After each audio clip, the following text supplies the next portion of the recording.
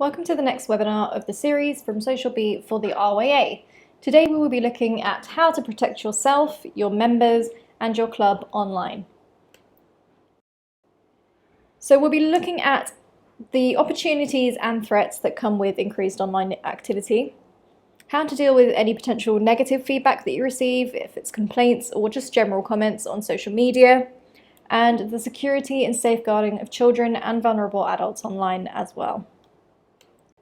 So first we're just going to go through the opportunities and threats that you might find when working with social media. So you can cultivate long-term relationships with people that have long-lasting beneficial effects, and this is good in good times but can be invaluable in hard times. There are internal benefits too, and you can empower your own staff and volunteers and encourage cross-germination. Remember your two target audiences: your current club members who you want to be more engaged with you, who attend all of your events and tell their friends, and the potential new club members. As with any communications, you need to decide how much you want to divulge online. So don't forget, not everyone who interacts with you online may be as professional as you are. So when we're looking at communication and support issues, some aspects of social media are absolutely tailor-made for support. Instead of handling everything centrally, you have a unique opportunity to let your members help each other. And you can turn a problem into an opportunity by picking up on support issues before they grow, especially if you find someone has a problem and you can contact them before they contact you. Ultimately, people will prefer to talk to someone in person, for example on the phone, so don't make it more difficult for them to do this. If you do receive support requests through your online systems and you don't pick up on them, this could look bad, so make sure you have a system in place for flagging support issues online. And when it comes to research, there is a huge amount of content online that you can use to get an idea of what motivates people and what they're saying about you and your brands and your people, your products, your services, your clients and your competitors. And as you know, this isn't just text-based. Social media covers multiple multimedia too, so people are sharing audio, video and pictures, and it's an extremely rich environment for researchers. But the thread of that is don't believe everything you read. Not everyone is an expert online. So how do we communicate with our audience? The key feature that differentiates social media from traditional media is its facility for two-way dialogue, and this brings with it a number of important advantages. And that's more powerful engagement, brings back an improved recall for your audience. You get active involvement, it's participative for both parties, so make sure you make two-way communication a principal core to your social media strategy. So as a rule of thumb, stick to these 5 principles when communicating with your audience. Remember that PR speak just does not work, so avoid exaggeration. People can spot it a mile off and do not need to put up with it. Is your club really the world's leading in sailing? Make sure you're human.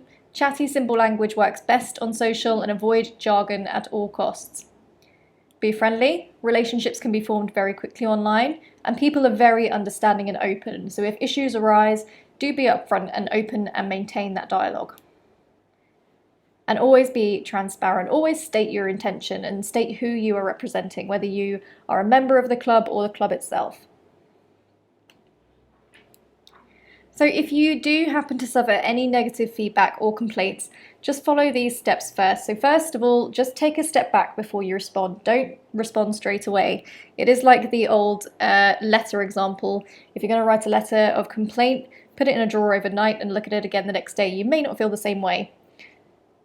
So speak to your flag officer. Always better to make them aware if it is a severe case. And depending on significance, contact the RYA Communications Department for some more advice, which is the Presta office at rya.org.uk. The communications team there will be able to give you a link to the RYA PR statement, and you may need to forward this on.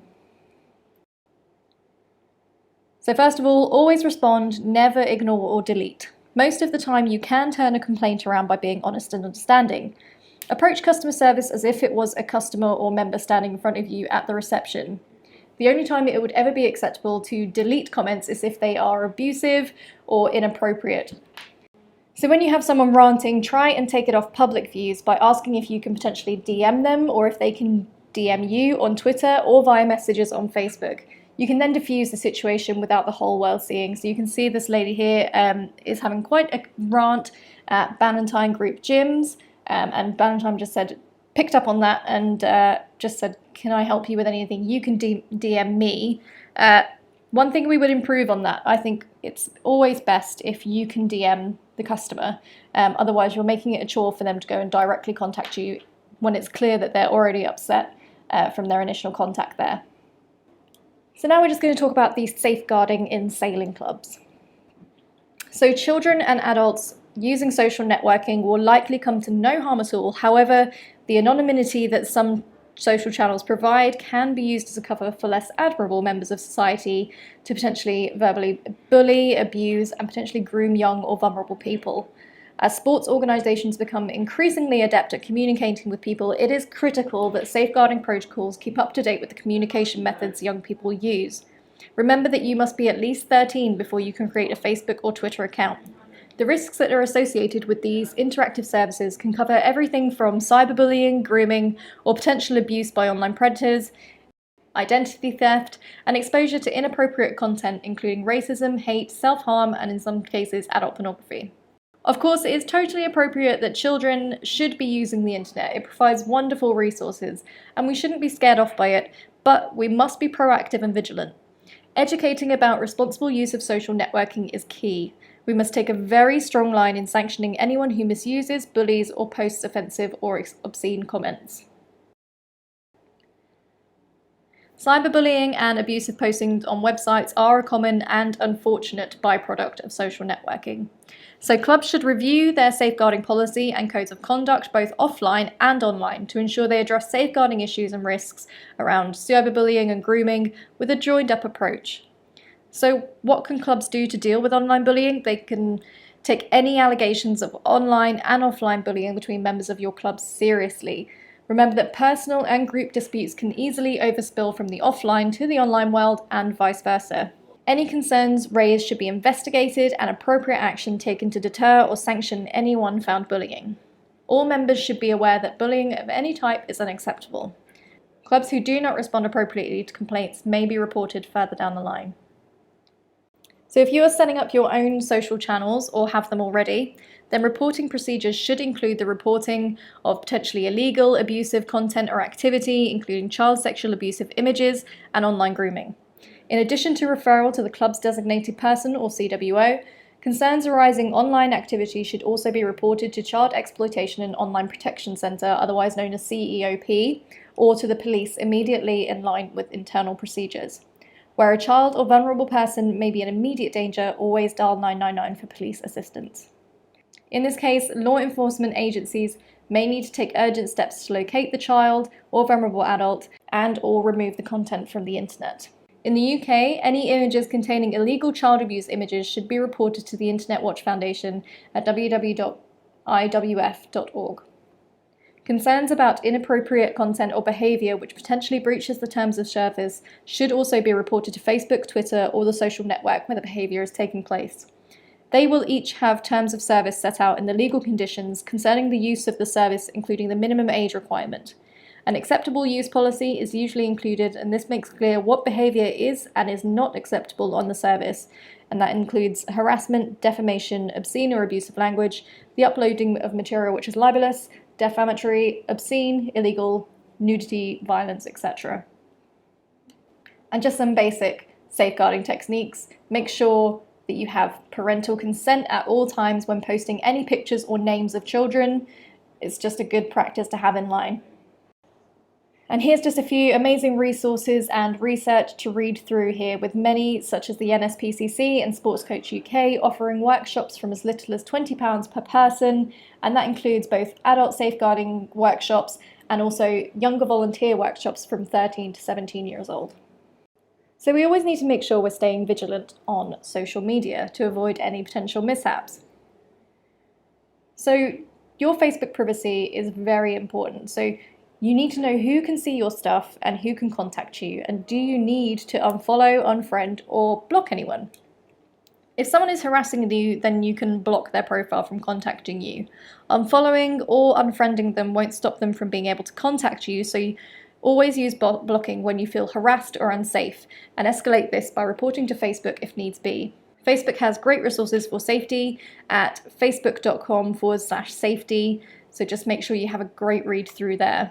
So in the little image that you can see at the top there, you can see that this profile is already friends with someone, but you can get further notifications. So whenever they post, it will notify you. And on the same line of tabs there, that will also be the place where you can find where to block someone and unfollow someone also. So just an example of the view people have of your Facebook page, you can clearly see how many people like and follow this page. And what you don't want is this page. This is an example of a sailing club who have been set up as a person instead of a page. And you can see that you are encouraged to add as a friend, and Facebook wants you to complete information like education. So make sure you are setting yourselves up as a page rather than a person. So sometimes you may receive messages that seem out of character, and these messages will usually ask you for personal details such as your bank account information or identification. These kinds of suspicious messages are pretty much always scams, and it's very unlikely that you've either won something, or if you've won something from entering a competition, or people claiming it's your friend or family in an emergency. So some of the common scams we see are people who you don't know asking you for money, people asking you for advance fees to receive a loan or prize or other winnings, people claiming to be a friend or relative in an emergency, or messages or posts with poor spelling and grammatical errors. Make sure you look out for them because they're usually the biggest hints when it comes to scams on Facebook. If someone you know sends a suspicious message to you or posts odd-looking links, then someone may have created a Facebook account pretending to be someone that you know. In this case, they may have been hacked and the profile needs to be reported to Facebook immediately. Watch out for messages like these that are displayed on the screen now. They have been created to spark panic or curiosity, urging people to click on the links. And in most cases, the links can then download malware onto your computer, allowing hackers to gain access to your information. So just always be very vigilant when you receive these type of messages. So we've looked at the opportunities and threats that come with increased online activity. We've had a look at how to deal with some negative feedback, complaints, and general comments on social media. And we've gone through the security of your Facebook profile and the safeguarding of children and vulnerable adults when social networking. So thank you again for watching our video for the RYA on protecting yourself online. Our next webinar will focus on measuring the success of your website so far. And if you do need to return to any of our previous webinars, they're all on the RYA site for you to find.